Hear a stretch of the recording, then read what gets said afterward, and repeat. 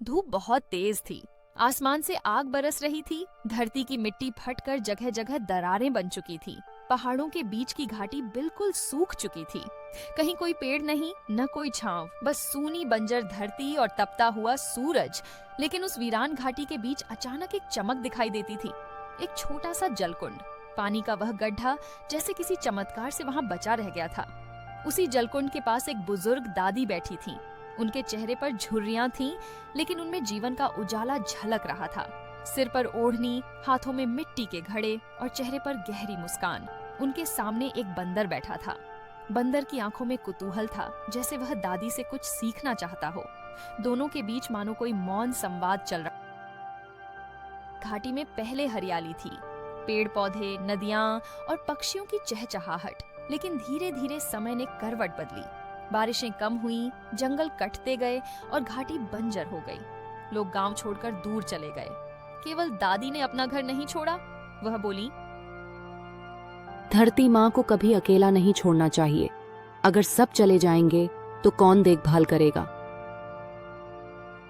दादी का विश्वास था कि एक दिन फिर से हरियाली लौटेगी। एक दिन दादी जब जलकुंड से पानी भर रही थी, तभी एक छोटा बंदर आया। वह बहुत प्यासा था, उसकी आंखें सूखी और शरीर कमजोर। दादी ने मुस्कुराकर घड़ा रखा और बोली, ले बेटा, पहले तू पी ले।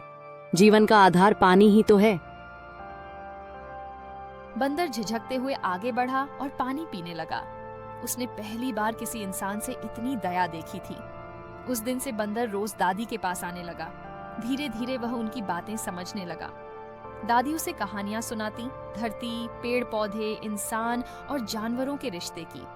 बंदर अपनी आंखों से सब ध्यान से सुनता, मानो हर शब्द को दिल में उतार रहा हो।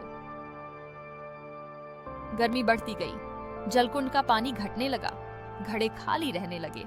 आसपास के जानवर भी प्यासे होकर वहां आने लगे, हिरन, पक्षी, सियार। एक दिन गांव का सरपंच अपने आदमियों के साथ आया। उसने देखा कि इस सूखी घाटी में सिर्फ यही एक जलकुंड बचा है। उसने कहा,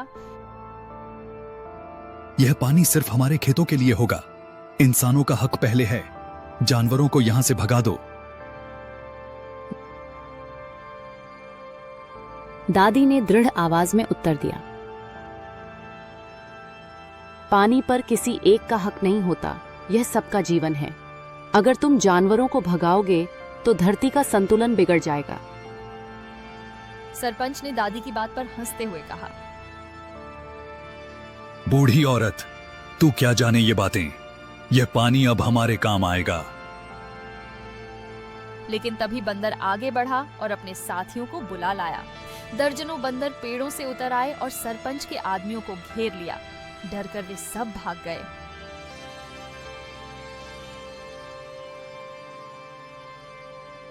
दादी ने आसमान की ओर देखा और बोली, प्रकृति कभी अपने बच्चों को धोखा नहीं देती।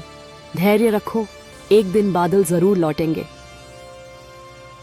और सचमुच कुछ दिनों बाद काले बादल उमड़ने लगे। आसमान गड़गड़ाया, बिजली चमकी और पहली बारिश की बूंदें धरती पर गिरी। सालों बाद घाटी में फिर से जीवन लौटा। सूखी धरती पर घास उगी, पेड़ अंकुरित हुए और नदी में पानी भर गया। बंदर खुशी से कूदने लगे, पक्षी गाने लगे, हिरन झुंड बनाकर दौड़ने लगे। और दादी, वे वहीं बैठी मुस्कुरा रही थी। उनकी आंखों से आंसू बह निकले। वह आंसू दुख के नहीं बल्कि खुशी के थे भी। दादी ने बंदर से कहा, देखो बेटा, यह जीवन का चक्र है। कठिनाइयां आती हैं, लेकिन धैर्य, करुणा और विश्वास से हर सूखा खत्म होता है। हमें धरती का ख्याल रखना चाहिए, क्योंकि यही हमें जीवन देती है। बंदर ने जैसे हामी में सिर हिलाया। उसकी आंखों में चमक थी, मानो उसने इंसानियत का असली अर्थ समझ लिया हो।